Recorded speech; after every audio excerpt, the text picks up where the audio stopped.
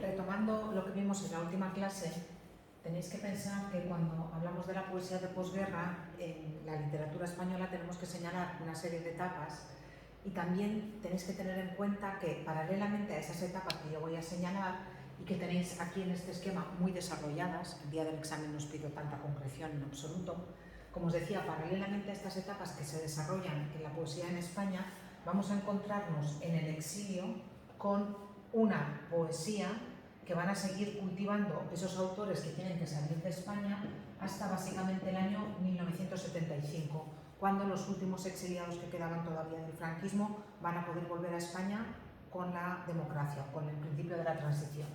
Como vimos el otro día, la primera etapa, que sería la que iría más o menos de 1940 a 1950, está marcada básicamente por lo que allí tenéis como poesía arraigada, que sería esa poesía que está a gusto con el franquismo y con lo que ha pasado, y que entonces es un tipo de poesía que loa, que alaba los valores de Dios, la patria, la familia, etc.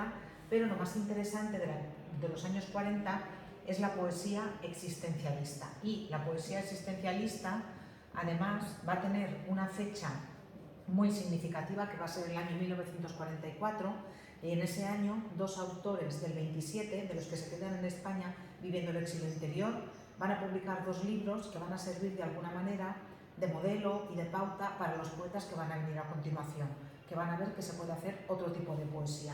En los apuntes tenéis justamente de la poesía desarraigada un ejemplo, que es este poema de Dámaso Alonso que se llama Insomnio y que ya comentamos el otro día en clase.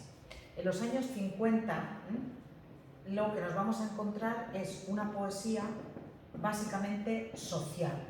Ya los problemas no van a estar centrados en el hombre en particular o en la persona en particular, sino que se va a abrir el foco y nos vamos a encontrar una poesía que se va a preguntar por la justicia social, que se va a preguntar por las imposiciones, las injusticias, y que va a intentar ser un instrumento para transformar la sociedad, sin conseguirlo, ya os lo digo. Nadie cambia de forma de pensar por leer poesía, o como mínimo no de una forma global.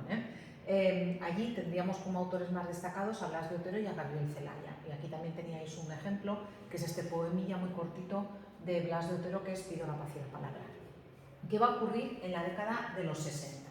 En la década de los 60 nos vamos a encontrar con la generación de los 50, con la generación de los 50. Esto hay que, en fin, tenerlo claro, y hay que ir con cuidado, porque la generación de los 50 no es la que escribe en los años 50, sino que es la que escribe en los años 60. Esta generación de los 50 es muy interesante porque de alguna manera van a resumir en su poesía, van a aunar las tendencias de la poesía existencialista. Por ejemplo, el poema que tenéis aquí de Jaime Gil de Biedma es un poema magnífico que habla justamente de eso, del paso del tiempo, de lo que significa la vida. Es un poema que tenéis abajo musicado por Loquillo y que también tenéis aquí recitado por el propio Jaime Gil de Biedma. Jaime Gil de Biedma, que murió yo creo que en los años 80, los años 90, principios de los años 90, y fue uno de los primeros personajes públicos en España que dijo que murió de SIDA. Y como curiosidad, era tío de Esperanza Aguirre. Esperanza Aguirre Gil de Biedma. ¿Qué ocurre con la generación de los 50? Bueno, nos vamos a encontrar con dos grupos, con el grupo de Madrid y con el grupo de Barcelona. Y van a ser poetas que, como os he dicho, por una parte van a cultivar ese tono intimista, pero también por otra parte también van a hablar de cuestiones sociales. No de una forma tan abierta como la poesía de los años 50, pero sí que van a tratar algunas cuestiones. Tenéis un ejemplo de esa suma, de esa síntesis, en el poema que tenéis a continuación, que es Palabras para Julia, de José Agustín Goytisolo, que es un poema que este poeta, que sería de la Escuela de Barcelona, a diferencia de Gil de Biedma, que sería de los de Madrid, es un poema que Goytisolo le dedica a su hija Julia cuando ha nacido. Y es un poema en el que le va dando él algunas lecciones de vida, le va explicando cómo tiene que vivir. Y por otra parte, fijaos, por ejemplo, en estas estrofas en las que justamente habla de eso, habla de el ser social, de estar en sociedad y ayudar a los demás, lo que hoy en día diríamos que es justicia social o solidaridad. Fijaos, tu destino está en los demás, tu futuro es tu propia vida, tu dignidad es la de todos. Otros esperan que resistas, que les ayude tu alegría, tu canción entre sus canciones. Por tanto, es un poema que justamente habla de eso, habla de que un hombre solo o una mujer así tomados de uno en uno son como polvo, no son nada. ¿Por qué? Pues porque somos seres sociales y tenemos que luchar por una sociedad mejor. No lo dice claramente, pero sí que es el mensaje que se intuye entre líneas. Es un poema magnífico que además, al ser tan bueno, ha sido musicado muchas veces. Y aquí os he puesto 3 versiones. Tenéis una primera versión de Pablo Ibáñez, tenéis una segunda versión más heavy, nunca mejor dicho, de Los Suaves, y tenéis incluso una última versión que a mí me encanta, que es de Rosalía, antes de Motomami y de este tipo de cosas. Bueno, aquí tenéis entonces ejemplos de esta poesía de los años 60, que como os he dicho es la de la generación de los 50. Bueno, en la década de los 70, aquí vamos a poner 1980, por tanto, 1970, aquí marco el 75, no porque sea una etapa en el caso de la poesía, sino porque la muerte de Franco pues, va a suponer el fin de la censura, va a venir otro tipo de cosas. Entonces, lo que tendríamos en la década de los 50 es la llamada poesía de los novísimos.